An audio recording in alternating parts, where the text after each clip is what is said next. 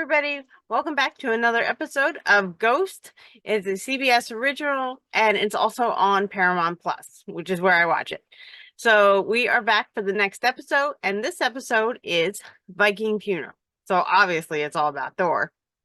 I love this episode and I love the history that we learn about Thor from this episode. As I told you in the first season, we're really going to get to know these characters.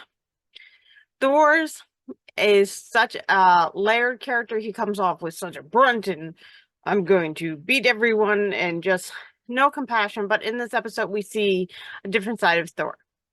It begins with the owners of the house, as they think, Jay and Sam, fighting about which one to do first, the fountain up front or the roof. I actually disagree with them. I think it should have been the roof because it's the roof and the fountain's just decoration. But either way, Sam won and the fountain got to be done first. As they are redoing the fountain, they dig it up and they find bones. Everybody is surprised. Well, almost everybody, except for Thor, who's like, that's me. So right away, Sam realizes those bones are old. But the contractor says construction's going to have to stop and they're going to have to call the police and have it researched because it could be a crime scene. So Sam's like, but they might be really old, and trying not to give away that she sees ghosts. Either way, the contractor goes away. Somehow, Sam and Jay decide they're going to pick up Thor's bones and remove them.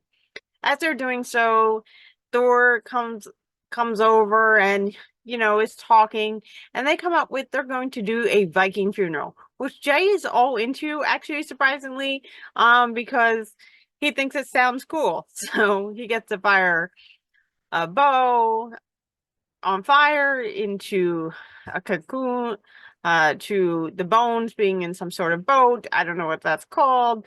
And so they all go into it.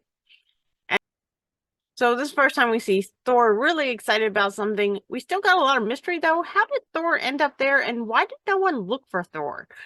This was my first question. How did Thor die, and why was his bones just left? So Thor is very excited about this coming up, and we know that the Viking funeral is exciting. We do get to see a different side of him because he wants his traditions fulfilled from his time, and we start to get a little bit more into his story. Thor was walking through the area. It was storming. There was lightning. He was wearing a metal helmet, and well, one thing led to another, and he got lightning hit him, and there he lay.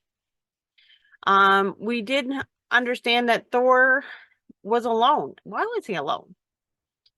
Anyway, going back, Jay finds out that Thor's bones are worth a lot of money.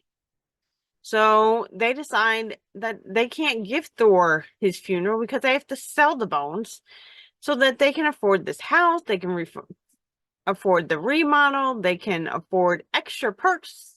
But in the end, Sam decides that that's not right. And Jay goes along with Sam because he just can't help himself. And they give Thor his funeral.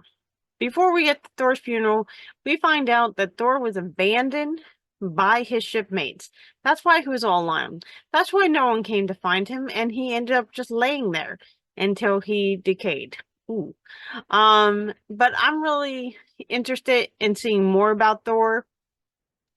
I love that in this episode we find out about sucked up or sucked, and that is hysterical because of the double meaning, which most of the ghosts don't understand.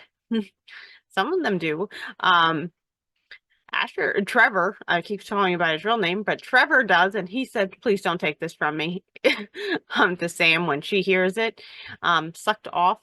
And that just sounds so weird to say, but they apparently like to say it in the episode because they do it a lot, and it's hysterical. This show is so funny, and the double entendres. So we do get to see the characters really coming out and being funny now, not knowing they're funny, which is funnier. And we're getting to see the little mischief by Trevor by not telling them all what it really means. Thor gets to his funeral. Jay gets to shoot the arrow, and he actually did hit the boat, which was amazing. And so then we think there's bright light comes down. We think Thor is going to go up to the heavens, but no, it's just a police car. But in the meantime, while they think it's a bright light, Flower admits her feelings for Thor.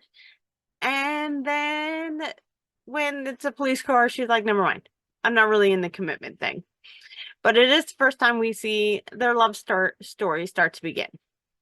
I also like that this is the first time that we see the characters all really being there for each other and supporting each other.